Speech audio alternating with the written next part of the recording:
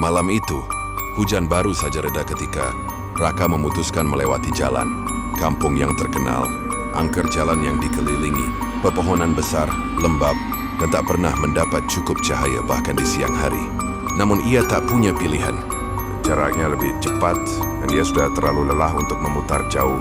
Begitu memasuki ruas pertama, suara jangkrik mendadak lenyap. Sunyi, hanya suara mesin motor dan tetesan air dari daun-daun basah. Raka menelan ludah. Lampu motornya menyorot lurus, tetapi rasanya seperti hanya menembus kabut tipis yang entah dari mana munculnya. Baru beberapa meter ia merasakan sesuatu aneh, seolah ada yang mengikuti. Ia menoleh cepat ke kaca spion. Tak ada apa-apa, jalan kosong, tapi detak jantungnya berdebar tanpa alasan. Motor terus melaju, namun suasana makin menekan.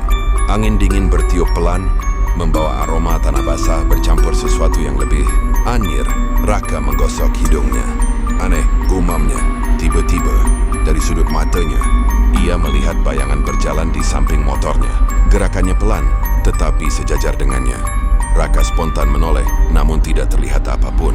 Tapi ketika ia kembali memandang ke depan, jalan yang tadi lurus kini tampak lebih panjang, lebih gelap, seperti tak ada ujungnya.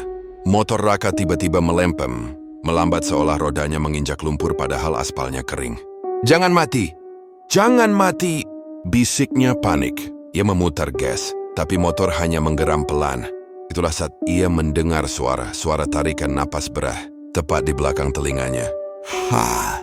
Raka membeku. Suara itu begitu dekat, begitu basah, seperti seseorang berdiri tepat di belakangnya, menunduk di bahunya. Raka merinding dari kepala hingga kaki. Perlahan, ia menoleh ke arah bahu kirinya, meski nalurinya berteriak melarang. Dan di sana, terlihat bayangan wajah pucat tanpa bola mata, hanya rongga hitam pekat yang meneteskan cairan gelap. Mulutnya sobek memanjang bergerak tanpa suara. Si medis rempan coba mengingatkan sesuatu. Raka berteriak dan memutar gas sekuat mungkin. Motor tersentak maju kencang.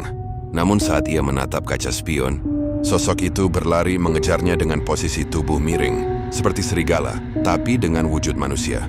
Setiap langkahnya tidak mengeluarkan suara, namun jaraknya semakin dekat. Begitu hampir menyentuh ban belakang, motor Raka tiba-tiba keluar dari jalan gelap itu dan kembali ke persimpangan utama. Lampu jalan kembali terang, suara jangkrik kembali terdengar, dan sosok itu menghilang seketika, seolah tak pernah ada. Raka menghentikan motor dan terjatuh, gemetar hebat. Saat ia berusaha menenangkan napas, matanya tertuju pada kaca spionnya yang retak dengan bekas goresan panjang, seperti dicakar sesuatu. Sejak malam itu, Raka bersumpah tidak akan pernah melewati jalan angker itu lagi. Tapi orang-orang berkata, penunggunya masih menanti siapa saja yang nekat melintas sendirian, menanti untuk berlari di sampingmu, dan mungkin kali ini tidak hanya mengikuti,